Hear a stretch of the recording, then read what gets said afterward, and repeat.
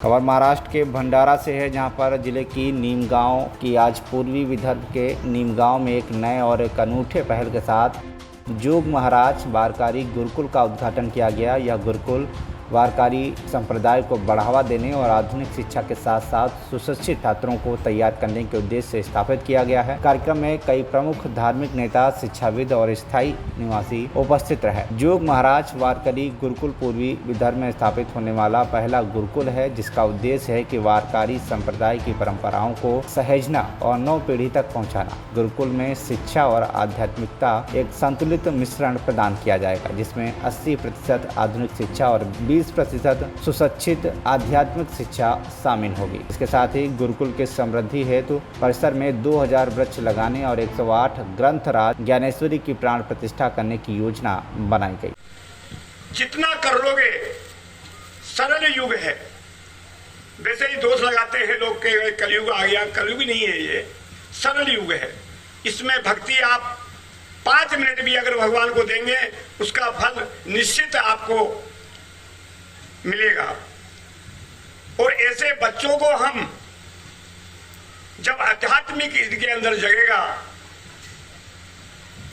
जब एक man power इनके अंदर आएगा, तो ये आगे हमारे हिंदुस्तान को नहीं, बाहर दृष्टि का निर्माण हुआ। जब से हमारा पद्धति चली आई है और इसको हमने आज तक संभाल के रखा है, तो हमें जरूर आत्मा में विश्वास कर रहे हैं कि ये बहुत इसका विस्तार होगा। और देखो, धन दौलत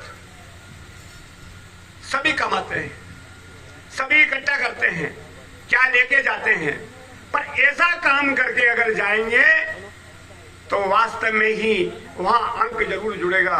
ये संजय जी एकेपुरा जी का हो सकता है, पूर्व जन्म का कोई अच्छे कर्म जो है, ये आज उनको काम आ रहे हैं। और ऐसा जो यहाँ पे मतलब